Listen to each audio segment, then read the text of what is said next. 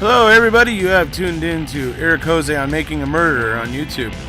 I cover virtually any aspect of making a murderer. I go over the evidence, the documents, the photos. So if you like, stay tuned, and in the future I'll have many more videos besides the one you're about to see. Hello, everybody. How you doing today? Wanted to do a video today and talk a little bit about some of the things that have been happening recently with Brendan's case in particular, seeing as the oral arguments are coming up here on the 26th of September. Recently, good old Len Kachinsky decided to throw in his 2 cents. Well, he had a lot of unflattering things to say about supporters of Brendan and Stephen, and really kind of his opinion of them is poor. And I believe that his information regarding some of the strongest supporters is off, and I'll get to that in a second. Anyways, I'll leave the link to the article that was done with him, where he, went ahead and answered some questions. But I will give him credit for one thing. I'll give him credit because he did say he hopes that the Seventh Circuit Court does make, effective law to help protect juveniles.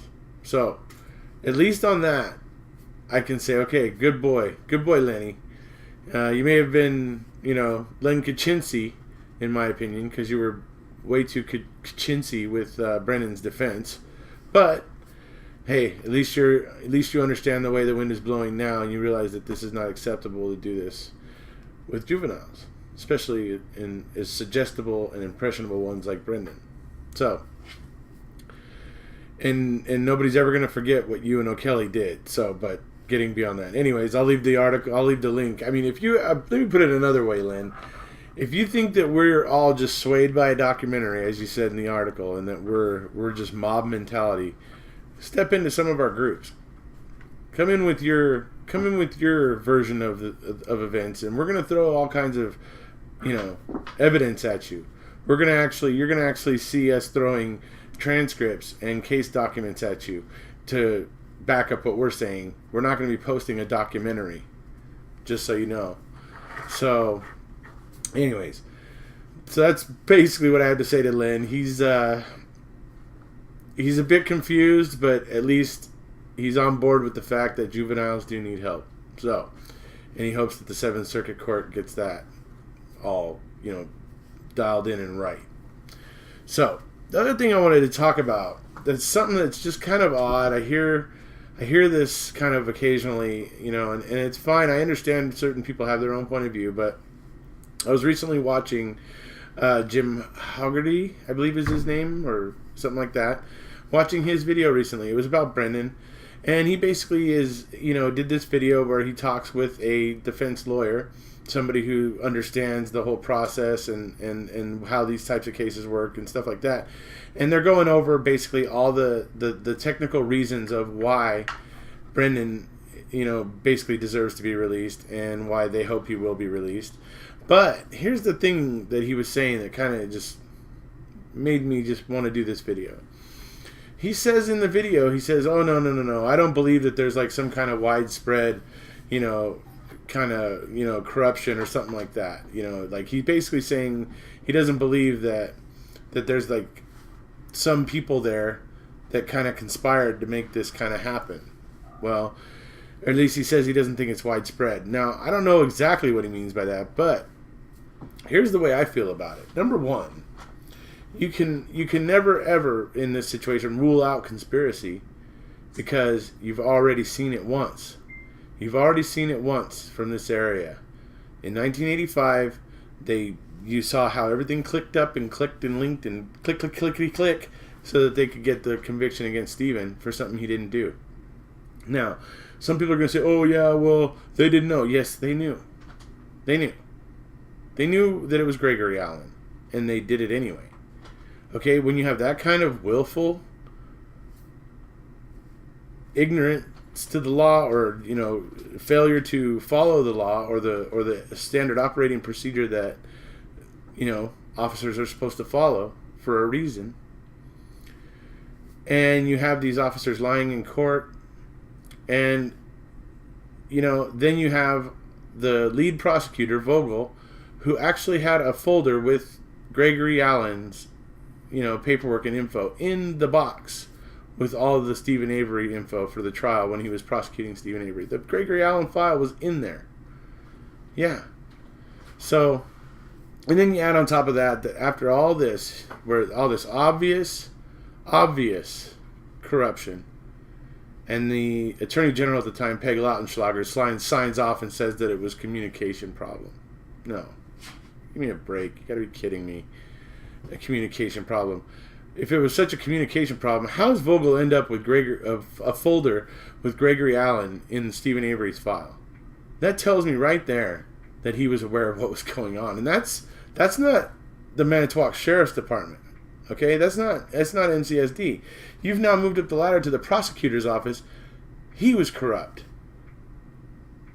And then you have Peg Lautenschlager signing off, all the way up to the Wisconsin AG, signing off that it was a communication problem.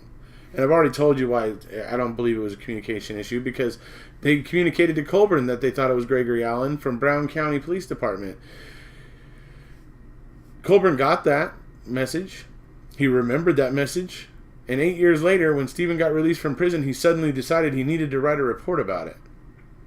So, doesn't sound like communication was the issue. So, when you add up all these things and look at how ridiculous they are and how high up the ladder, basically, that this went, where you got Peg Lautenschlager, signing off to cover everybody's butt, saying it was a communication issue.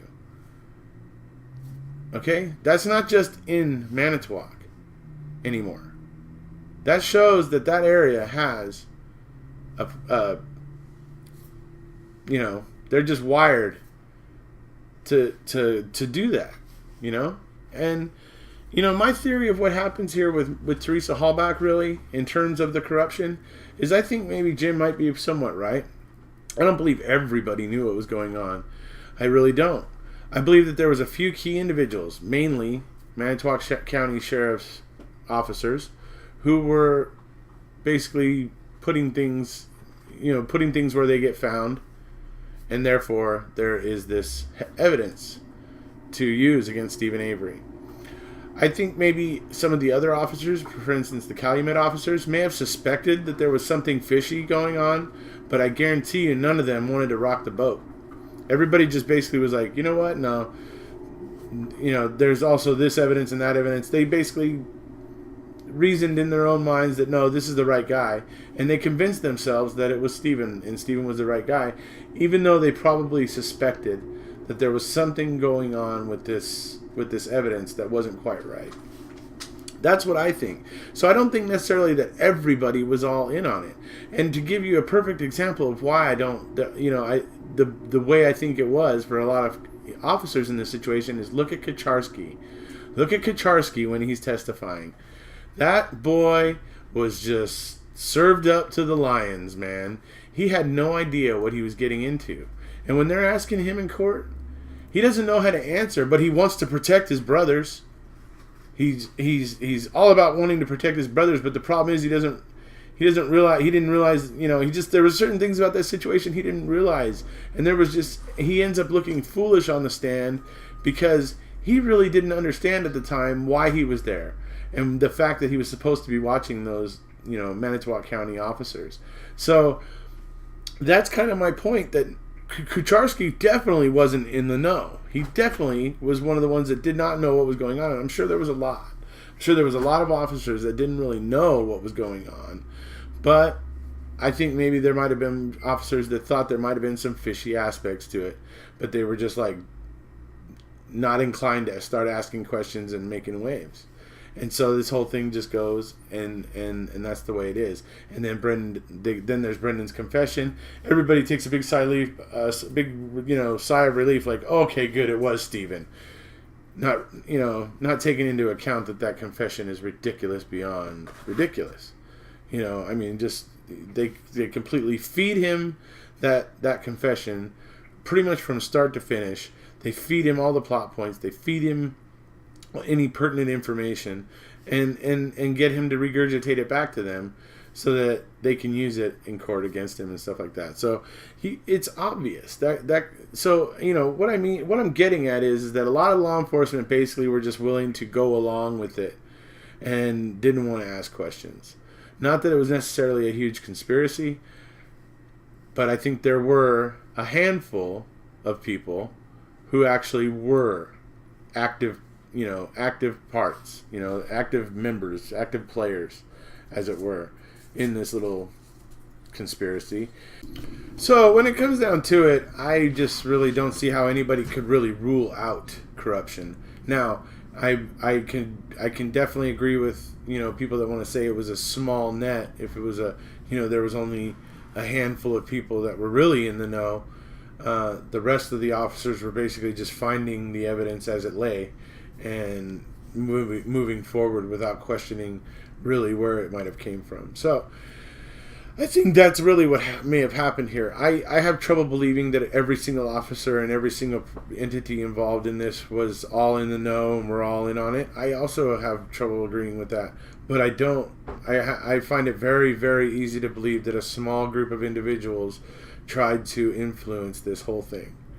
And did it in a clever way so that it was found by other people who hadn't put it there and made it look more legitimate when it's found. Now, the problem is that a lot of this evidence still looks illegitimate. It still has issues. The key, the way it's found, the fact that it only has Stephen's DNA on it, really strange. The bones, only 60% of them are found, and then we got this femur that has the same calcination that's found over in the Redant burn pile, has the same calcination as the other bones found in Stephen's burn pit and in Barb's burn barrel, but it's not the same. It's not from Teresa. It's like, okay, but it has the same calcination. I mean, can't help but wonder there, but what's going on there. I mean, it's just like it would make more sense, according to the experts in this, who have testified and all that stuff, that these bones moved to the burn pit, not the other way around. And because there was an expert there that had experience with bones that had been moved after being burned. So he was able to offer his expert opinion on that. The fact is that why would there be bones in the burn barrel in the first place? Why would there be bones in two separate spots? I mean, that just doesn't make sense. It makes more sense that somebody was trying to put these there and use that burn barrel to transport them. That's really what makes more sense to me. So, because there is no... The other part of it is that there's no report of a foul-smelling fire. And when you burn somebody, a person, on a fire like that, it creates a stench. It creates a smell that is very distinctive, and you can't escape it. It's very distinctive. You would not be able to forget about it. That never happened. In fact, I have another video where I talk about the place where there was a foul-smelling fire, which is up on Xander Road, which is about 4.5 miles north of Avery Salvage. Anyways, if you want to go ahead, I'll leave that link to that video down below. I'll also leave the link to Jim Hoggerty's video down below. But I basically wanted to kind of get the conversation here going and maybe get some people talking about the fact of how much do you believe the corruption may be, how deep do you think it is there? Do you think it's a small group? Do you think it's the whole thing, the whole kit and caboodle? They're all in on it, and they're all guilty of conspiracy. I don't know. I'm just curious to hear everybody else's thoughts on that. And that's about it for today's video. I want to encourage everybody to use the hashtag #FreeBrendanDassey if you're on Twitter and stuff like that. We're trying to get that trending so that hopefully it's going to be, trending high on the day that, the orals come around on the 26th of this month. So if you're on Twitter and stuff like that, please do that. And that's about it for today. And we'll see you. Hit subscribe if you haven't already.